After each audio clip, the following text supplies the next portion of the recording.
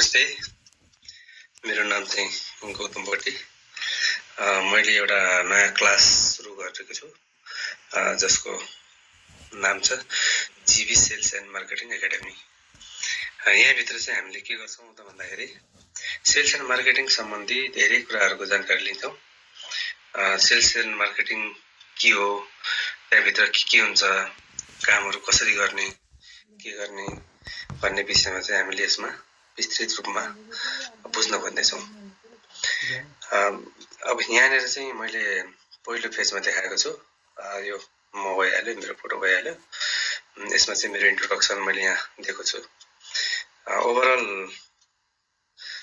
17 वर्षभन्दा बढीको marketing theory र marketing physical एक्सपिरियन्सका हिसाबले मैले यो एउटा क्लास बनाउन मन लागेर बनाइरहेको छु।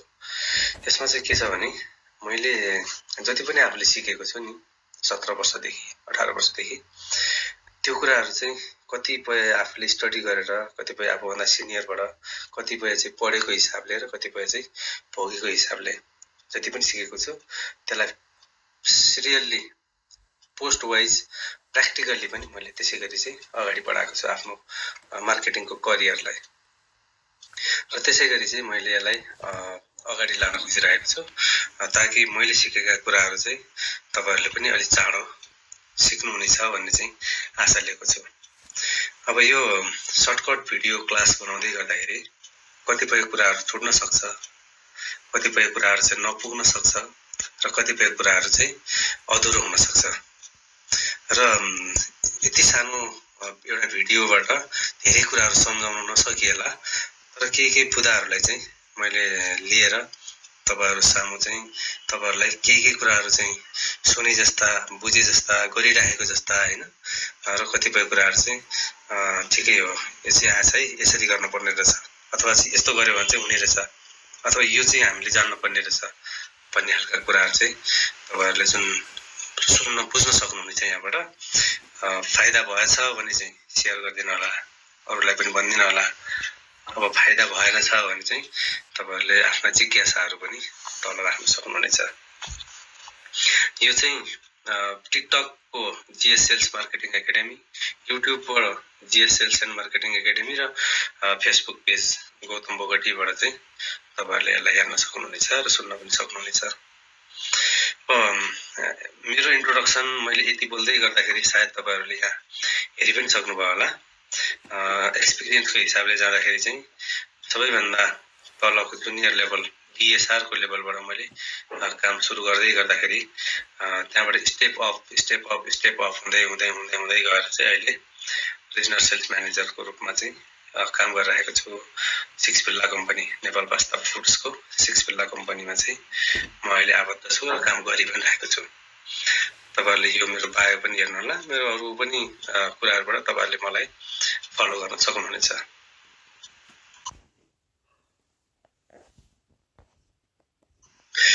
अब मैले लिने क्लासमा के हुन सक्छ त, के कुराहरु चाहिँ त्यहाँभित्र तपाईहरुले अहिले बुझ्न सक्नुहुनेछ र के कुराहरु चाहिँ तपाईहरुले चाहिँ मलाई सजेस्ट गर्न सक्नुहुन्छ र थप जिज्ञासा चाहिँ राख्न सक्नुहुनेछ त भन्ने कुरा चाहिँ मैले यहाँनिर दिइरहेको छु।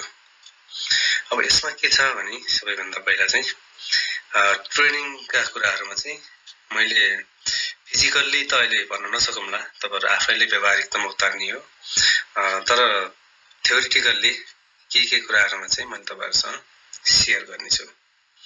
यसमा मैले जुन लिस्ट दिएको छु यो तपाईहरु आफैले पनि हेर्न सक्नुहुनेछ। यो लिस्टमा दिएका हिसाबले चाहिँ एक गरेर एउटा भिडियोमा अथवा चाहिँ यहाँ भित्रका पनि बुदाहरुमा चाहिँ एउटा क्लास हुनेछ। एभरेजमा हप्तामा 1 दिन अथवा चाहिँ हप्तामा 2 दिन, तपाईहरुले अलि छिटो माग्नु भयो भने हप्तामा 3 दिनसम्म अथवा चाहिँ हप्तामा 2 दिन चाहिँ भिडियोबाट सकेसम्म जोडिने प्रयास गर्नेछु। अब यसमा चाहिँ जुन मैले यहाँ कुराहरु देखाइरहेको छु, आज चाहिँ म फर्स्टको कुरा जुन छ नि normal with what is this, निकै सिम्पल के हो त, आखिरमा हामी चाहिँ के प्रयोजनका लागि यो भिडियो बनाउन खोजिरहेका छौं भन्ने कुराहरुमा चाहिँ तपाईहरुले यसमा बुझ्न सक्नुहुन्छ भन्ने हिसाबले आजलाई चाहिँ सुरुवात मात्रै गर्न खोजिरहेको छौं। यो चाहिँ हाम्रो डे फर्स्ट भएको नाताले। अब हामी डे फर्स्टमा छौँ। 2082 11 महिना 18 गते फागुन 18 गतेको होलीको पर्वको लागि साक्षी राखेर चाहिँ मैले आज सुरुवात गरेको छु। यसमा चाहिँ तपाईँहरूले के हेर्न सक्नुहुनेछ त भन्दाखेरि what is marketing, what is sales अनि 4PS। यो चाहिँ मैले किन देखिरहेको छु त भने नि हामी मार्केटिङको जागिर गरिरहेका छौँ, सेल्सको कामहरू गरिरहेका छौँ हैन। हामी नर्मल्ली सेल्स र मार्केटिङलाई चाहिँ एउटै भाषामा बुझ्ने गरिरहेका छौँ। यहाँ चाहिँ डिफरेन्स छ है। मोटिभ एउटै हुन्छ तर काम चाहिँ दुईटै फरक फरक हो। लक्ष्य एउटै हुन्छ तर तरिका चाहिँ फरक फरक छ। यहाँ के छ त भन्ने कुराहरुमा चाहिँ मैले तपाईहरुसँग बुझाउन खोजिरहेको छु।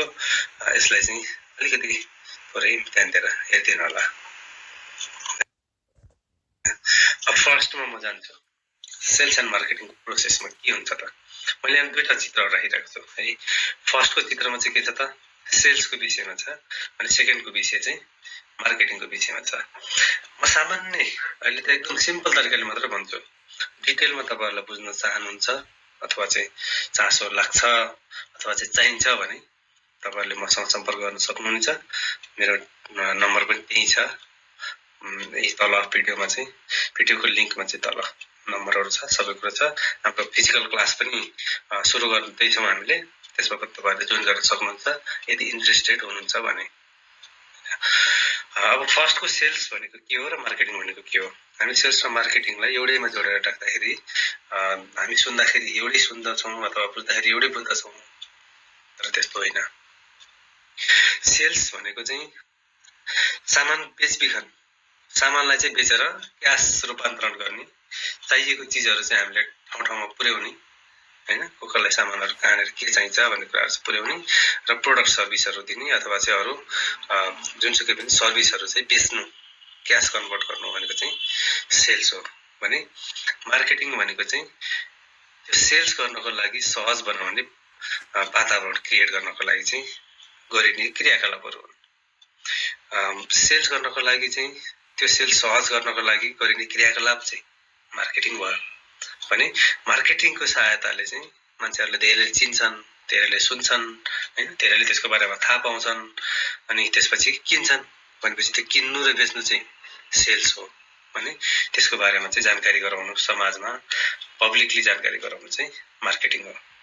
अब सेल्स चाहिँ हामी सिधै कस्टमरलाई सामान पनि बेच्न सक्छौं, पसललाई सामान पनि बेच्न सक्छौं अथवा चाहिँ तपाईको घर घरमा पनि पुर्याउन सक्छौं, पसल पसलमा पनि पुर्याउन सक्छौं हैन। एउटा टोलमा स्टल राखेर पनि बेच्न सक्छौं अथवा चाहिँ थुप्रै तरिकाहरु छन्। फोनबाट, अनलाइनबाट हैन, जहाँसुकैबाट पनि हामी सामान चाहिँ आफ्नो सेल्स गर्न सक्छौं, बेच्न सक्छौं। भने मार्केटिङ पनि त्यस्तै हो।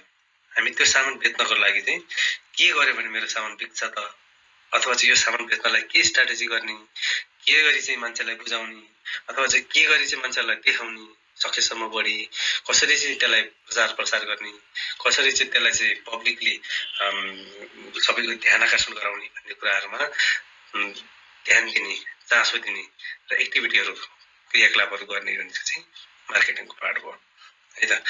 अब सेल्स र मार्केटिङमा चाहिँ फरक छ नि। अझ एकचोटी भन्छु, सेल्स भनेको चाहिँ बेच्ने, बिक्री वितरण गर्ने, प्रोडक्ट अथवा सर्भिसलाई चाहिँ क्याशमा रूपान्तरण गर्ने, सिंगल डिलिङ।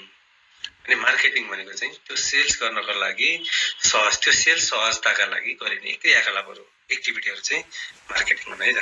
अब यसको डिटेलको लागि चाहिँ फेरि सेल्स र मार्केटिङको अलग अलग टपिक लिएर पनि म आउने छु। अहिलेलाई चाहिँ हाम्रो पहिलो क्लास भएको हुनाले चाहिँ यसलाई मैले यहाँनिर टुङ्गाएँ।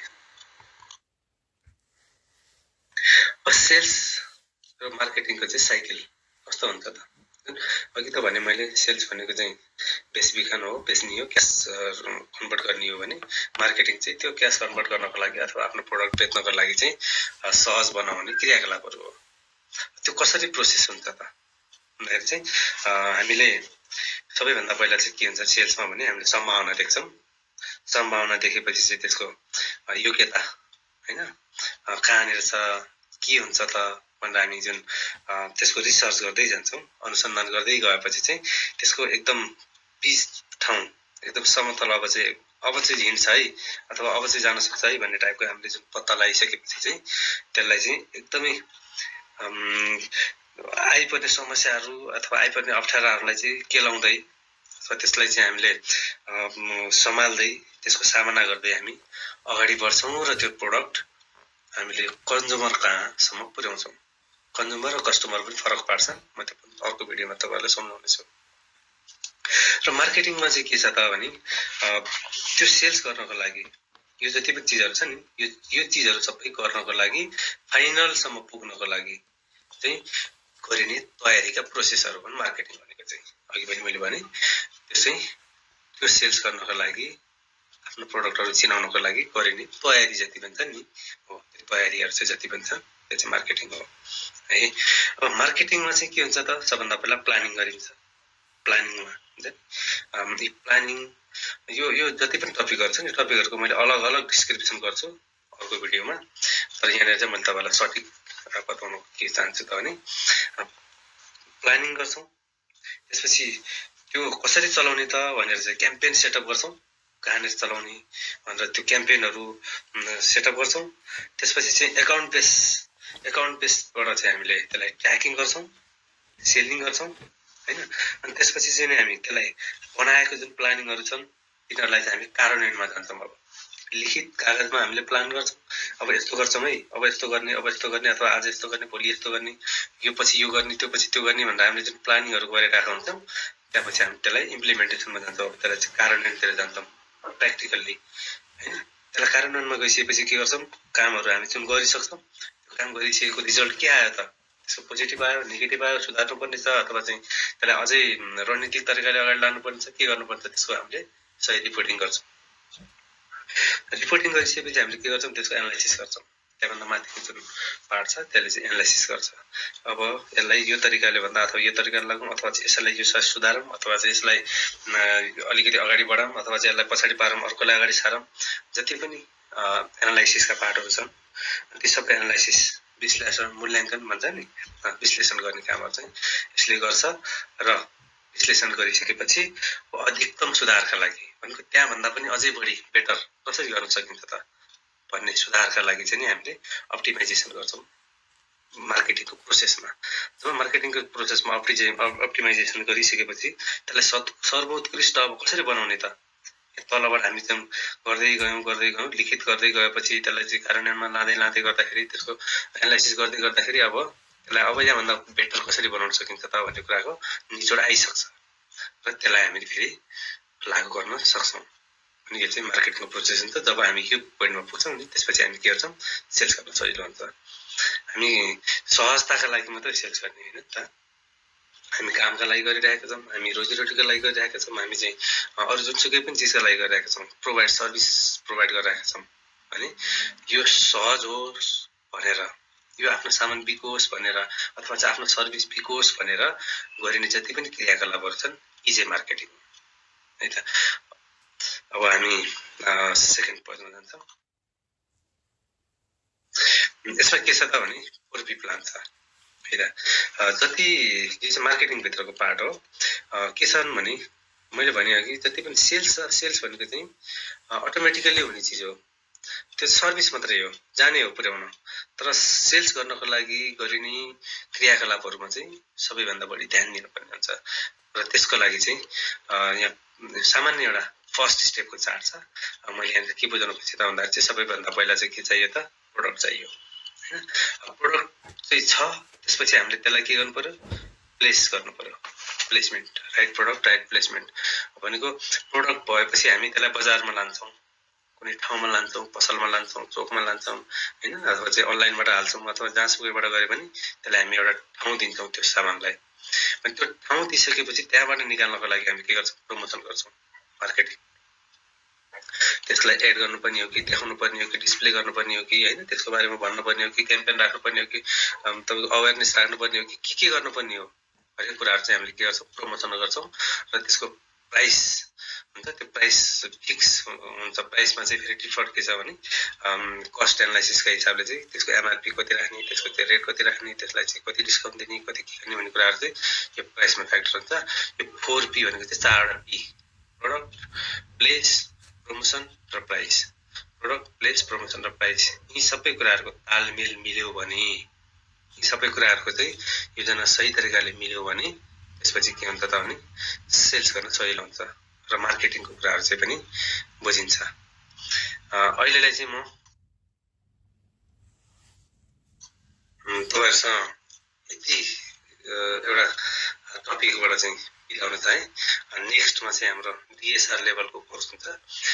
यो अगाडिको पार्टहरु चाहिँ भनेको एकदम सामान्य नर्मल्ली स्टार्टिङ भिडियो स्टार्ट गर्नको लागि चाहिँ मात्रै गरेको एउटा सानो प्रयास हो र अबको सेकेन्ड लेभलमा चाहिँ बल्ल हामी खासमा के हौं, हामी किन छौं, हामी केका लागि छौं, हामीले गर्ने के हो, हामीले के गर्न सक्छौं हैन, हामी चाहिँ के कुराहरुमा सम्भावना देख्न सक्छौं त भन्ने कुराहरु चाहिँ मैले नेक्स्ट भिडियोमा चाहिँ तपाईहरुसँग पक्कै पनि शेयर गर्नेछु। अहिलेको लागि चाहिँ धन्यवाद।